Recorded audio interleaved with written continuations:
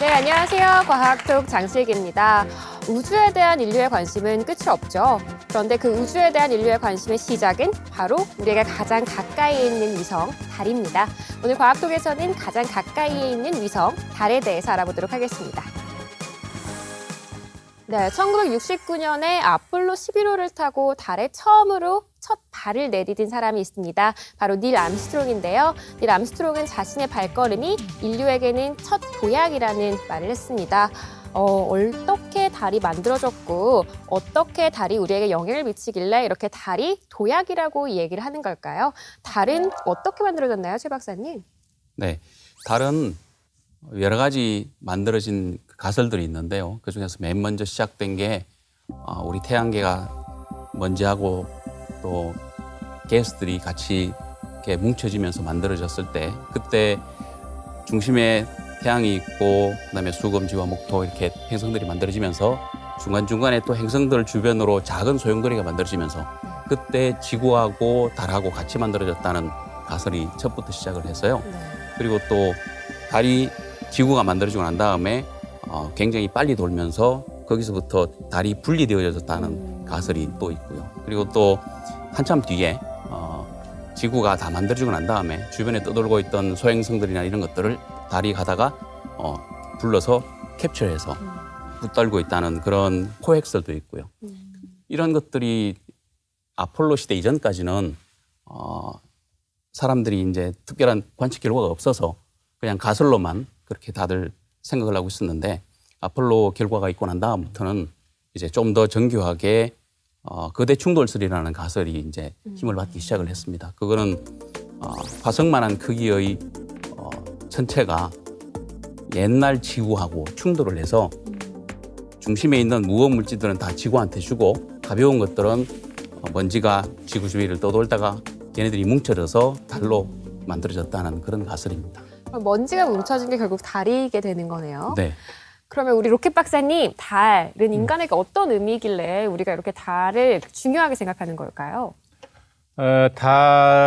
달이 얼마나 중요한가는 만약에 달이 없다면은 지구에 어떤 일이 벌어질까를 생각해 보면은 쉽게 알 수가 있을 것 같아요. 우선 달이 없으면 밤에 참 어두워가지고 힘들지 않을까 싶은 생각이 들어요. 그리고 특히 어민들한테는 바닷가에 사는 어민들한테는 상당히 중요할 것 같아요. 왜냐하면 달이 없으면 바닷물이 이렇게 들어왔다 나갔다 하는 이런 것도 없을 거 아니에요. 사실 바닷물이 바깥으로 나갔을 때 조개를 채취한다든지 해서 상당히 많은 어떤 그런 수산 자원을 활용을 해서 어민들이 살고 있는데 그런 부분도 상당히 어렵지 않을까 싶은 생각이 들어서 이 다른 지구에 있어서 상당히 참 소중한 자원이 아닐까 이런 생각을 합니다. 김병수 박사님께서는 달이 왜 이렇게 중요한지 말씀해 주시나요? 우리가 이제 매일 저녁 밤하늘에 보게 되는 이 달이 그냥 어떻게 생각하면 그냥 많은 별 중에 하나라고 생각할 수도 있는데 예전에 처음에 우리 사람들이 모여 사는 때 농경시대 아닙니까? 농경시대 이 달 때문에 이 농사 짓는 것이 굉장히 영향을 많이 받아서 우리 지금 1년을 나타내는 달력이라는 것도 그 달에 관한 여러 가지 기록이 달력입니다. 사실 우리는 지금 태양계를 중심으로 1년 365일 얘기하지만 사실 농경시대에는 달력, 음력이라고 말하는 그게 더 중요했고 그래서 그 이름도 1년 그거를 달력이라고 하지 않나 저는 이렇게 생각하고 있습니다. 맞습니다. 우리 달 하면은 떠오르는 이미지들이 굉장히 로맨틱하고 신비하기도 하고 또 친근하기도 한데요. 이석훈 대표님, 달은 전통적으로 그리고 역사적으로 우리에게 어떤 의미였나요? 일단 우리 지금 현재 살아가는 데서 산업혁명이 굉장히 큰 역할을 하는데요. 산업혁명 시대에 만들어졌던 과학 공부의 이름, 그 단체 이름이 루나 소사이어티였습니다. 루나가 이제 라틴어로 달을 뜻하는데 그게 왜 루나 소사이어티냐 하게 되면은 사람들이 모여서 서로 얘기를 나누고 공부를 하다 보면은 밤늦게 갈 때가 있거든요. 근데 그러다 보면은 그때는 전등이 없었기 때문에 어둡게 되면은 그냥 도랑에 빠질 수도 있고 위험에 처할 수도 있고 그러기 때문에 그 사람들은 달 뜨는 보름날에만 만났습니다. 그래서 그 클럽의 이름이 루나 소사이어티입니다. 그래서 여튼 그러한 그 이름에서도 나오듯이 오늘날 우리들이 이렇게 살아가는 데 있어서 또 한 역할을 했다라고도 볼 수 있지 않을까 여겨집니다. 네, 맞습니다. 우리 이런 귀중한 달이, 우리의 삶을 관장하고 있는 달이 우리는 정말 유일한 위성이라고 알고 있는데, 얼마 전 나사에서 지구를 돌고 있는 위성이 하나 더 있다라는 충격적인 발표를 했습니다. 최 박사님, 이게 어떻게 된 일인가요?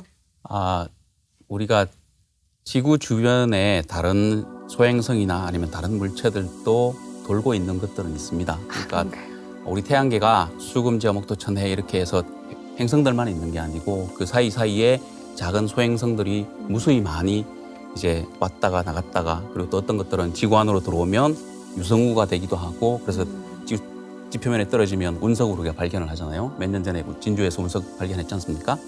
그런 것들이 이제 지구 주위를 돌고 있는데, 하필이면 어떤 작은 소행성들이 지구 궤도랑 달 궤도 사이에서 애매하게 그러니까 지구 달보다 조금 더 멀리에서 천천히 지구에 접근하게 되면 지구 중력 때문에 얘가 약간 변화는 일으키는데, 위성처럼 완전히 현재의 달처럼 완전히 지구 주위를 360도 도는 그런 궤도가 아닌, 이렇게 들어왔다가 나갔다가 들어왔다가 나갔다가 하다가 그렇게 해서 순간적으로 돌다가 사라져버리는 그런 천체들이 있는데, 이런 천체들 중에 하나가 이제 이번에 발견되었던 이런 천체들이고요. 이것은 이번이 처음이 아니고 10여 년 전에도 한번 발견이 됐었고 또 20여 년 전에 한번 발견이 됐었는데, 그때는 그게 아폴로 우주선이 가다가 그 추진 연료통 있잖아요. 이것을 중간에 가다가 이제 버렸는데, 얘가 들어왔다가 나갔다가 관측이 돼서 이게 소행성인 줄 알고 열심히 관측을 했는데, 나중에 궤도를 역으로 계산을 해보니까 1970년도에 아폴로 발사하기 위해서 썼던 그 연료통이 아직까지 지구 주변을 떠돌고 있는 그런 걸로 판명이 되기도 했었습니다. 연료통의 크기가 얼마만한데 그게 다 관측이 돼요? 네, 수메타 정도 되는 것도 지구랑 가까이 있으면 그러면 충분히 이제는 관측 기술도 좋아지고 또 망원경도 굉장히 성능이 좋기 때문에 관측을 할 수 있습니다. 그래서 몇 년 전에 러시아 첼레빈스크에 떨어졌던 같은 경우에는 10 몇 메타 정도 되는 거거든요. 그만한 소행성들도 우리가 지구랑 충분히 가까이 오면 이제 밝아지기 때문에 관측을 할 수가 있습니다. 10몇 미터가 소행성이군요. 네. 여기 우주의 규모는 이 스튜디오가 10m 정도 될 것 같은데요. 그렇죠. 이게 소행성이라고 합니다, 여러분. 우주의 규모는 정말 큰 것 같은데, 우리 최 박사님, 우주에 대해서, 달에 대해서 하실 말씀 많으실 것 같은데. 할 말 많죠. 할 말 많은데 지금 제가 뭐를 찾고 있냐면 지금 이렇게 인공 달처럼 지구를 돌았던 거, 아폴로 11호 로켓이 1단, 2단, 3단으로 돼 있거든요. 근데 이제 그게 1단하고 2단은 타고 나면은 바로 이제 그 대서양에 떨어져요. 대서양에 떨어지는데 3단 로켓은 달로 향하기 위해서 지구 궤도에서 달로 갈 때 사용을 하거든요. 아마 그 3단 로켓이 그 이후에 아마 계속 지구를 돌고 있었을 거예요. 그래서 제가 지금 3단 로켓 크기가 얼마인가 찾아봤더니 그 연료통의 지름이 6.6cm, 6.6m, 6.6m하고 길이가 18m짜리예요. 그러니까 상당히 이 정도 되면은 망원경으로 보일 수 있지 않을까. 그런데 참 신기한 거는 제가 딱 열으니까 그냥 바로 나오네. 한참 찾아야 되는데. 그래서 과학톡이 앞으로도 잘 될 것 같은 그런 사인인 것 같습니다. 자, 그런데 보통 달은 우리 과학적으로도 접근하긴 하지만 문학 작품이나 노래 가사의 대상이 되기도 해왔습니다. 근데 사실은 우리가 달을 생각할 때 뭐 저게 무슨 위성이고 저기에 물이 있고 뭐 화산이 있고 이런 것보다는 뭐 반짝반짝 빛나고 예쁘고 뭔가 로맨틱하고 토끼가 살 것 같은 약간 그런 이미지잖아요. 근데 언제부터 우리가 이렇게 과학적으로 관심을 갖게 됐나요? 달 자체에 대한 이해는 이제 우리 태양계 전체에 대한 전체 안에 있는 하나의 천체로서 이제 천문학자들이 이해를 하기 시작을 한 것은 이제 현대 천문학이 시작되면서부터 갈릴레오가 실제로 망원경으로 가지고 이제 달을 표면을 관측을 해서 저기 이렇게 크레이터가 있고 그리고 또 어떤 지형들이 있다 이런 것들을 이제 보기 시작하면서부터 아마 좀 더 구체적으로 연구가 된 것으로 알고 있습니다. 그렇군요. 그러면은 왜 달에 가고 싶어 했을까요, 박사님? 달이 옛날부터 좀 수상한 게 많이 있었어요. 왜 수상한 게 있느냐면 달 중에서 가장 수상한 것 중에 하나가 뭐냐면 달의 앞면만 볼 수 있어요. 달이 이렇게 지구를 돌고 있는데 달의 뒷면을 볼 수가 없었어요. 그래서 뒷면을 볼 수가 없으니까 많은 그 상상을 좋아하는 사람들이 달 뒷면에 뭔가가 있다. 비밀 기지가 있다. 그래서 지구에 나타나는 UFO도 사실은 이렇게 뒤에서 굳이 오는 달 거. 뒤에서 이렇게 오는 거다라는 그런 추측을 많이 했는데 결국은 1958년에 러시아에서 발사한 그 루니크 3호라는 게 첫 번으로 달 뒷면 사진을 찍었어요. 달 뒷면 사진을 찍어서 보냈는데 앞면이랑 다른 게 없다.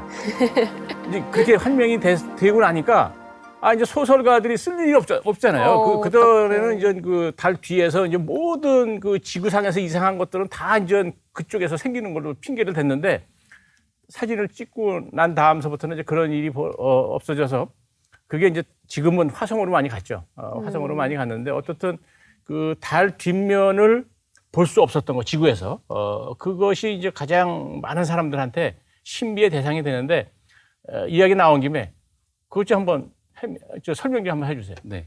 왜 그 뒷면을 볼 수가 없고 네. 사실 저는 그거를 잘 연구하면은 이 달이 탄생한 기원도 밝힐 수 있지 않을까 싶은 생각이 듭니다. 사실은. 네. 지구뿐만 아니라 지구 달 시스템뿐만 아니라 목성, 토성에 위성들이 굉장히 많이 있는데요. 지금 한 6, 70개 정도 각각 가지고 있습니다. 근데 그 많은 대부분의 행성과 그 위성들의 시스템은 대부분 다 동주기 이제 그걸 이제 저희는 동주기 자전이라고 그러니까 자전하고 공전하고 똑같은 한 바퀴를 돌 때마다 한 바퀴 돈다고 해서 동주기 자전이라고 하는데 동주기 자전 시스템이 이제 빨리 정착이 되게 됩니다. 왜냐하면 달도 완전 질량 중심에 대해서 전체적으로 고루 분포되어져 있는 게 아니고 이렇게 이쪽에는 무거운 게 많이 있고 저쪽에는 가벼운 게 있고 이렇게 울퉁불퉁하게 분포되어져 있잖아요. 지구도 마찬가지로 지구의 그 등 중력면은 깨끗하게 완전 구가 아니잖아요. 그래서 이렇게 들쭉날쭉 이렇게 돼 있지 않습니까? 그러니까 어느 무거운 쪽하고 이쪽에 무거운 쪽이 둘이 서로 이렇게 딱 락킹이 되는 거죠. 네, 이렇게 되게 되면 그 다음부터는 이제 얘가 다르게 돌면 무거운 쪽이 야 너 이리 와 이렇게 당기고 또 천천히 돌면 너 빨리 와 이렇게 해서 무거운 쪽끼리 서로 딱 이렇게 붙어 있게 되도록 그렇게 만들게 되는데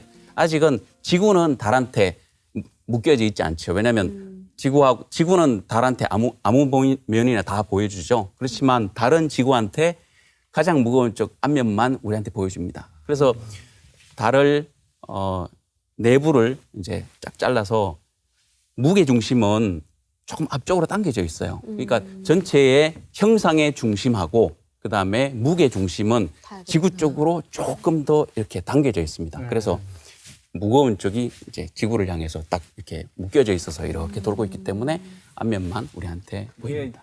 그냥 뭐 지금 만유인력의 법칙에 그 오뚜기가 무게 중심이 무거운 대로 일어나듯이 딱 그 원리라고 생각하면 아주 쉽겠네요. 네.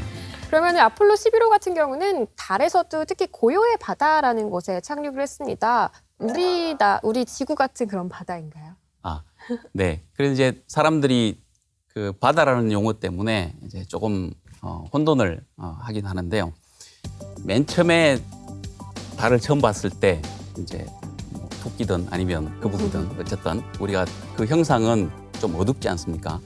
그래서 지구에서 멀리서 봤을 때 바다가 이렇게 어두운 것처럼 그쪽도 물이 있어서 이렇게 바다니까 저렇게 어둡게 보이지 않을까라고 사람들이 쉽게 생각을 했던 거죠. 그래서 이제 그쪽은 어두우니까 바다라고 하고 그다음에 밝은 쪽은 이제 보온이라고 이렇게 이름을 지었는데 나중에 관측하고 착륙하고 해보니까 물도 없고 그리고 또 그쪽은 좀 더 그건 맞았어요. 이제 고도가 바다 쪽은 이렇게 고도가 상당히 낮고 그다음에 고원 지역은 이제 고도가 높은 건 맞는데 구성 성분 자체는 바다 쪽은 이제 우리 지구에서 흔히 볼 수 있는 현무암들이 이제 주로 구성되어져 있고 그다음에 위쪽에 있는 고원 지역에는 주로 이제 사장석 이런 것들이 이제 밝게 분포되어져 있고요.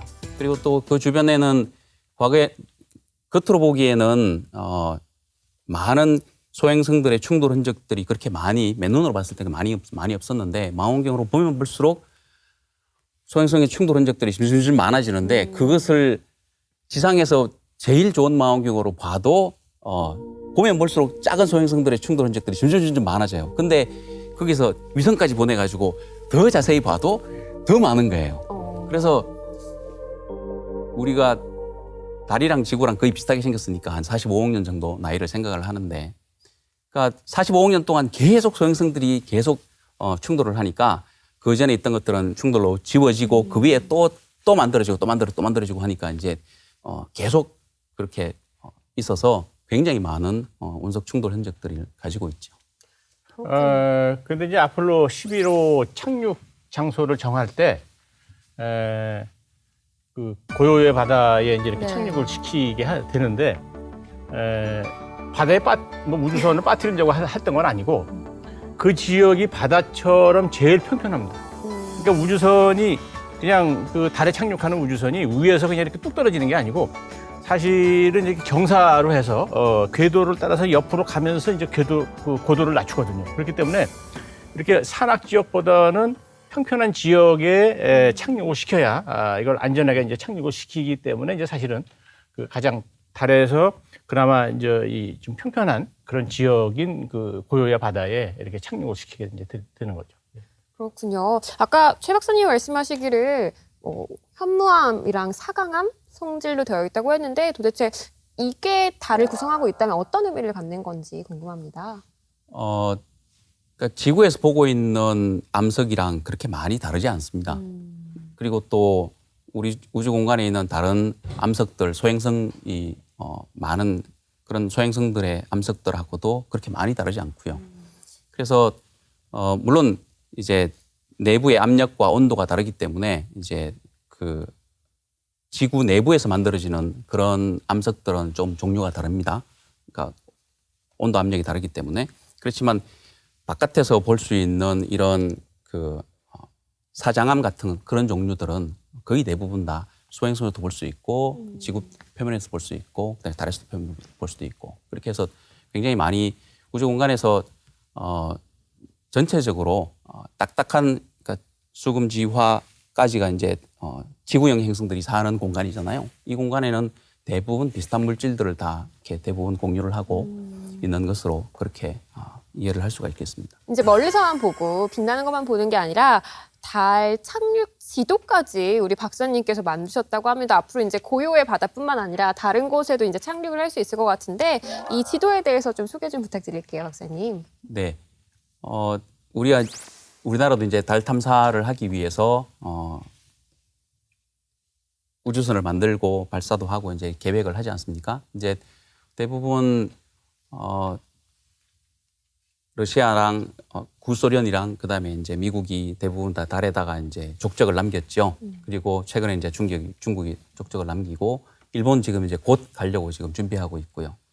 그래서 우리나라도 이제 여기 대열에 들어서는데 좀 더 우리가 달의 지형이랑 우리가 살고 있는 우리가 어디 이사를 가면 우리 동네가 뭐가 어디 있는지 숲은 어디 있는지 이런 것들을 좀 이렇게 미리 탐색하고 하면 친근해지고 또 삶에 직접 이렇게 연관이 되잖아요. 그러니까 마젤란 지도도 말씀하셨는데 그렇기 때문에 달 지도를 멀리서 보면 이제 지형이 정확하게 잘 안 나오기 때문에 그냥 어렴풋한 영상 이렇게 상상으로만 생각할 수 있잖아요. 그렇지만 좀 더 가까이 두고서 이 지형은 이렇게 있고 또 어떤 착륙선이 착륙을 했고 하는 것들을 우리가 잘 알고 있으면 그러면 우리가 착륙선을 보낼 때는 여기를 보내는 게 좋을까? 저기를 보내는 게 좋을까?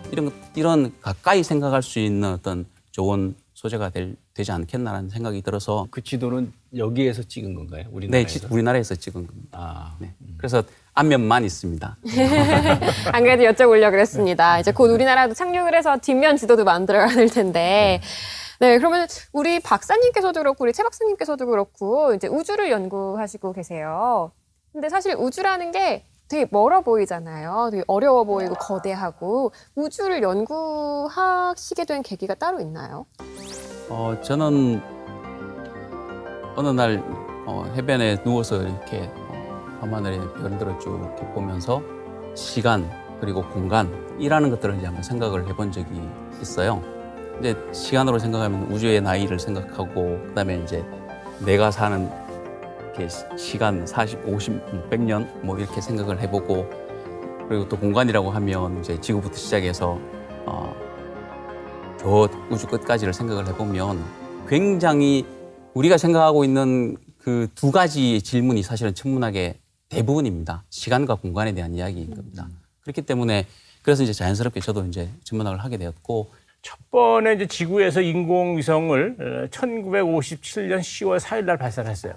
근데 이때 왜 우주선을 인공위성을 발사했느냐 모르시죠?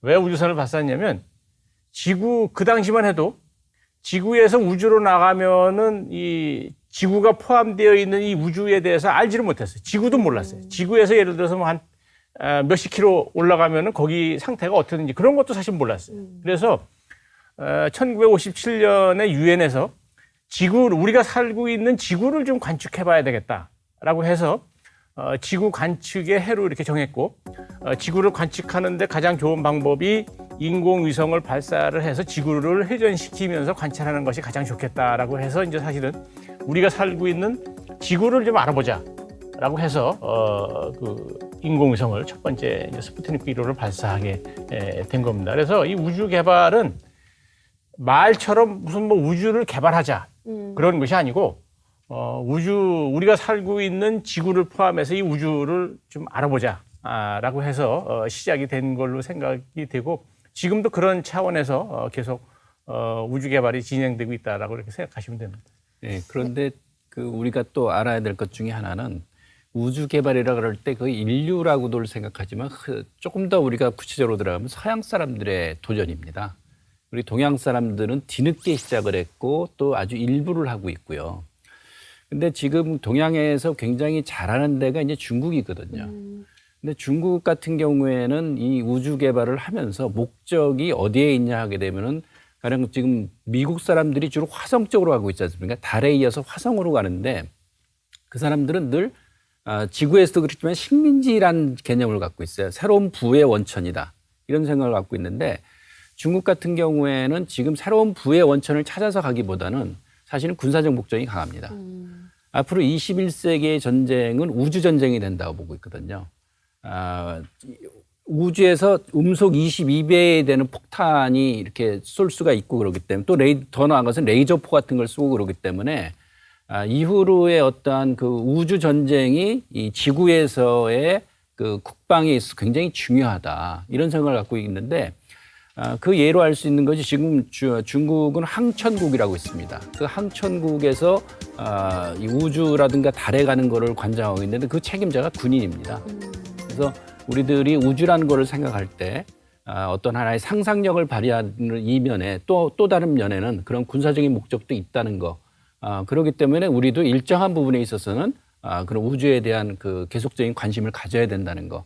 그걸 좀 알 필요가 있지 않을까 여겼습니다. 이게 이제 우리가 좀 지난번에도 얘기했지 이 과학기술이라는 게 어떻게 활용되느냐에 따라 그런 건데 우주를 지금 이렇게 그런데 활용한다니까 참 굉장히 놀라운 얘기인데요. 사실 우리 달 또는 뭐 이 우주라고 하면은 여기 우리 미래의 꿈나무 학생들이 많이 와 있는데 이게 무한한 상상의 공간이고 그렇기 때문에 우리가 우주를 자꾸 뭐 한번 거기에 뭐가 있을까 뭐 이런 걸 하는데 지금 제가 알기로 이 우리 최 박사 같은 이 천문학자가 전 세계적으로 한 2만 명이 있다고 합니다. 2만 명들이 이 지금 우주의 신비에 대해서 또 우주의 기원에 대해서 많이 지금 밝혀져 갖고 지금 하고 있고 미국에서 그러니까 지금 뭐 이 서양 세계가 이 우주 탐험에 선도적인 역할을 해서 미국에서 지금 금년에 목성 탐사선 주노가 지금 목성 주변을 지금 탐사하고 있다 그러고 그게 2011년 5년 전에 발사한 것이 지금 이제 거기까지 간 거고 그 전에 또 태양계 끝까지 가보자 해서 이제 그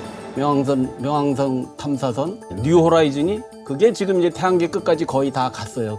그게 언제 발사됐냐면 10년 전인 2006년에 발사가 된 거란 말이에요. 그러니까 그렇게 이 우주를 탐사하고 이런 것들은 국가에서 사실은 지속적으로 투자를 해서 해야 되는 것이고 다행스럽게 우리나라도 이제 달 탐사를 좀 준비를 해보자. 그래서 뭐 2018년 또는 2020년에는 우리도 달 탐사선을 한번 보내보자 하는 그런 걸 이제 우리도 이제 한다는 그런 것은 우리도 그만큼의 수준에 올라왔고 우리 미래, 우리 젊은 사람들에게 희망을 갖고 그런데 도전에 같이 동참할 수 있는 그런 기회를 주기 위해서 하는 거기 때문에 우리가 이 우주를 전쟁에 이용한다는 건 참 어떤 면에서는 좀 거꾸로 보면은 슬픈 현실이죠. 우리 결국은 우리가 살고 있는 지구를 지배하기 위해서 우주를 활용하겠다는 것인데 저는 그런 것보다는 이 무한한 상상의 날개를 더 펴나갈 수 있는 그 공간이 되기를 더 희망을 합니다. 네, 맞습니다. 오늘 앞에 대덕특구 학부모 교육기부단에서 학부모님들하고 학생분들 나와주셨는데요.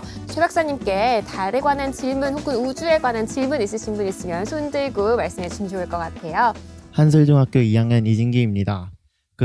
미국에서도 달을 탐사한다 했고 중국도 최근에 탐사를 했고 이제 곧 있으면 일본도 들어간다 했는데 왜 그렇게 달 탐사가 중요한지 궁금합니다. 네. 달은 우리 태양계를 이해하는 중요한 제일 가까이 있는 실험실이라고 우리가 생각할 수 있습니다. 우리 태양계가 가지고 있었던 모든 역사를 달은 고스란히 가지고 있습니다. 왜냐하면 지구는 비바람이 불고 또 화산의 폭발이 일어나고 그리고 또 지각이 움직여서 표면에 있던 모든 정보들이 다 다시 없어지잖아요. 근데 달은 69년도에 발자국 찍어놓은 그 발자국이 아직까지 그대로 있고 바람도 안 부니까 그대로 있잖아요. 그러면 수십억 년 전에 어떤 소행성이 가서 때린 것도 그대로 있고요. 다 그대로 있죠. 그리고 또 그 이전에 달이 만들어져서 표면으로 이렇게 뭐가 분출되거나 나온 것들도 다 표면에 다 있죠. 그렇기 때문에 그것을 이제 하지만 막 중첩되어서 막 섞여 있으니까 이제 분류해내기는 굉장히 힘듭니다. 그렇지만 없어진 건 아니에요. 그렇기 때문에 우리가 공부를 잘해서 그걸 잘 분류해낼 수 있는 방법들을 연구를 하고 어쨌든 더 많은 방법론을 찾아내고 열심히 연구를 하면 알아낼 수 있는 실험실이라는 거죠. 그리고 두 번째는 아까 우리 다 같이 이야기했던 것처럼 전진기지입니다. 우주를 지구 밖을 벗어난 첫 번째 전진기지인 거죠. 무슨 문제가 생기면 바로 다시 지구로 돌아올 수 있는 제일 가까운 곳에 있잖아요. 다른 곳은 마르션 보시면 한번 나갔다가 다시 되돌아오려고 하니 이 다시 만나는 주기가 2년 반이 있어야 돼서 28개월 있어야 돼서 혼자 살아남았어야 되잖아요. 그 친구가. 하지만 달은 그 우주 위치에서 계속 돌고 있기 때문에 급하면 다시 구조선 보내가지고 데리고 와도 돼요. 물론 우주정거장이면 좀 더 쉽긴 하겠지만 우주정거장은 어떤 인공적인 거잖아요. 그렇지만 달은 계속 거기 있는 곳이니까 그것들을 이제 계속 활용해서 이곳에서 살아갈 수 있는 방법 그리고 또 여러 가지 자원 채취나 여러 가지 할 수 있는 방법들을 많이 연습을 한 다음에 캠프인 거죠. 그래서 이제 다른 곳으로 나간다든지 할 수 있는 거죠. 이렇게 젊은 친구들은 혹시 스타크래프트를 해본 경험이 있는지 모르겠는데 스타크래프트를 하면 제일 중요한 건 뭐예요? 장기전을 하기 위해서 제일 중요한 것은 멀티를 준비하는 거죠. 에너지하고 자원을 미리 확보를 해서 거기에 딱 기지를 만들어야 되는 거죠. 그러니까 달에 기지 만들고 그다음에 저쪽 소행성에 기지 만들고 그러면 인류가 가다가 쉬었다가 이렇게 계속 확장할 수가 있겠죠. 뭐 그런 정도로 일단 간략하게 답변할 수 있을 것 같습니다. 우리 친구들 스타크래프트 얘기 나오자마자 눈이 반짝반짝 한데요. 두 번째 질문 받아보겠습니다. 한솔중학교 2학년 신민영입니다. 저희가 볼 수 없는 달 이면에는 어떤 물질이 있고 그 물질의 특이점은 무엇이 있나요? 네, 달 뒷면이 아까 최 박사님 말씀하셨던 것처럼 실제로 관측을 해보니 앞면이랑 그렇게 많이 차이는 나지 않더라라고 하긴 했는데 그런데 최근 들어서 이제 좀 더 정밀하게 많은 위성들이 이제 좀 더 정밀한 관측 자료를 얻어보니 앞면하고 뒷면하고 상당히 많이 다르다는 것이 이제 발견이 됐습니다. 앞면은 우리가 보는 것처럼 지형이 있어요. 그래서 바다가 있고 이제 고원지대가 있고 뭐 이런데 뒷면은 그런 지형이 많이 없어요. 전부 다 소행성으로 두들겨 맞은 이렇게 꼼보 흔적만 빡하게 있고요. 앞부분에도 물론 있긴 있지만 큰 그 구조는 있는데 뒷면에는 큰 구조가 많이 없어요. 그리고 또 뒷면의 남쪽에는 아주 크게 쑥 이렇게 굉장히 큰 걸로 두드려 맞아서 이렇게 파인 것 같이 아주 크게 수천 킬로 이르도록 이렇게 파인 지역이 있습니다. 그래서 다른 뒷면하고 앞면하고 조금 차이가 나고 아까 말씀드렸던 것처럼 무게 중심도 앞쪽으로 좀 쏠려져 있다고 그랬잖아요. 그리고 또 그렇기 때문에 사실은 내부 구조도 조금 다를 거라고 생각이 되는데 아쉽게도 아폴로 우주선이 전부 다 앞면에만 착륙을 했기 때문에 지진계를 통해서 내부를 알 수 있는 방법은 지구상에서도 지구 안으로 들어갈 수 있는 방법은 없습니다.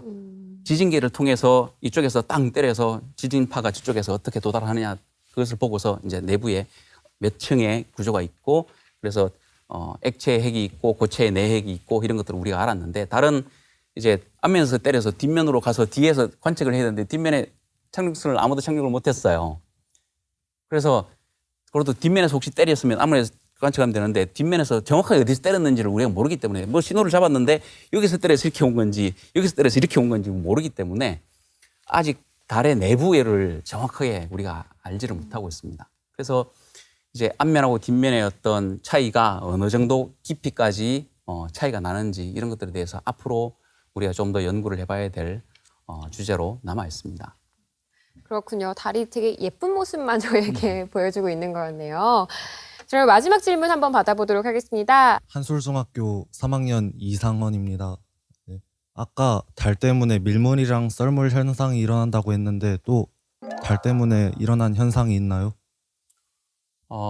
생물 쪽에서 연구를 하는 사람들 중에 이제 달의 주기하고 그 특정한 개나 아니면 이렇게 바다에 살고 있는 몇 가지 생물들이 보름달에만 산란을 한다든지 여러 가지 달의 주기에 맞추어져 있는 여러 가지 그 생리학적인 어떤 차이들도 있는 것들도 상당히 많이 있다고 지금 보고되고 있다고 합니다. 근데 이제 그것들을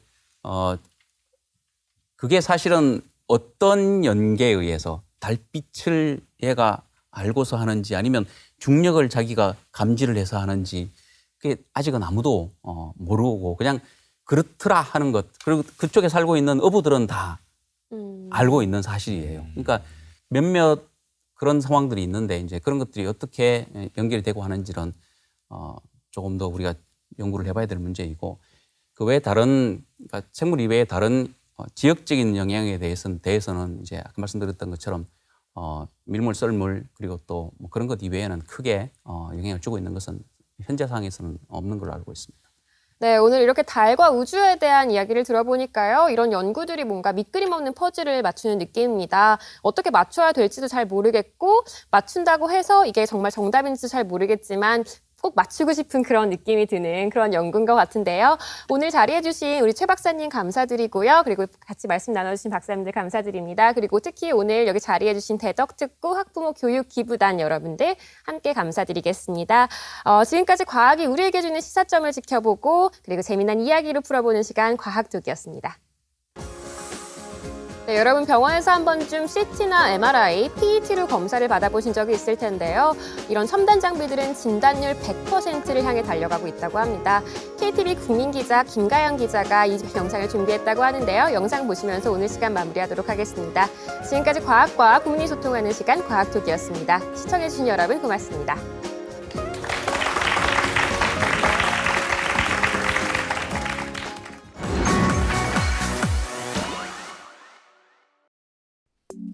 물리학과 문학 등 6개 분야에서 큰 기여를 한 사람에게 수여되는 노벨상.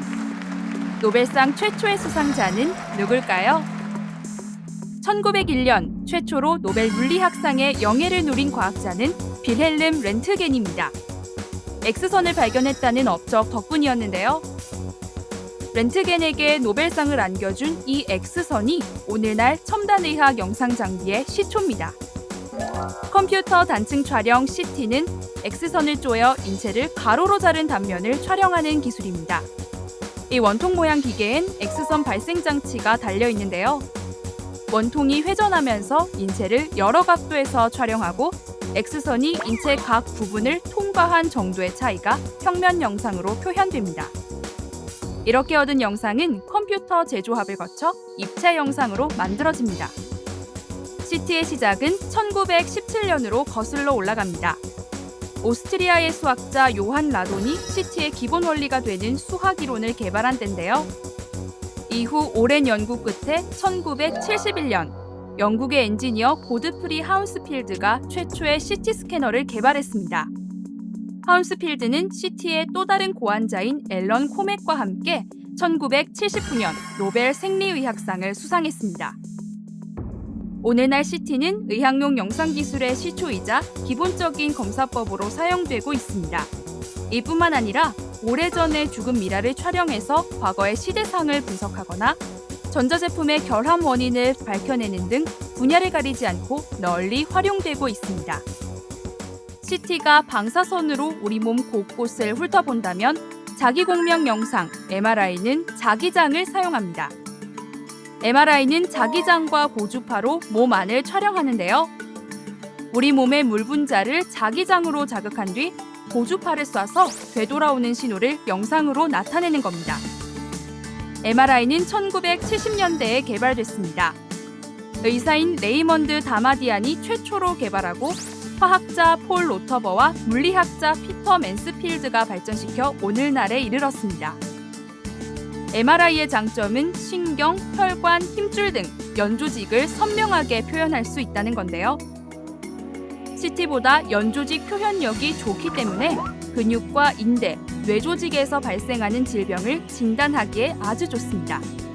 양전자 단층 촬영 펫은 방사성 동위원소를 이용해 체내를 촬영하는 방법입니다. 양전자를 내뿜는 방사성 동위원소 의약품을 환자의 체내에 주입하고 양전자가 소멸하면서 내뿜는 방사선을 3차원 영상으로 표현합니다. 펫은 1975년 개발됐는데요. 오늘날 사용되는 펫의 이론적 기초를 세우고 최초로 개발한 사람은 한국의 뇌과학자 조장희 박사입니다. 펫은 몸속의 기능적인 변화를 찾아낼 수 있기 때문에 구조적인 변화만을 찾아내는 CT나 MRI보다 빠른 진단이 가능합니다. 최근에는 각 기술의 장점을 융합한 새로운 첨단의학 영상장비를 개발하려는 연구가 활발합니다. 펫과 CT를 결합한 펫CT는 이미 개발돼 사용되고 있고요. 이보다 더 정확하고 방사선 피폭 위험이 적은 펫 MRI도 2010년 출시돼 큰 주목을 받고 있습니다.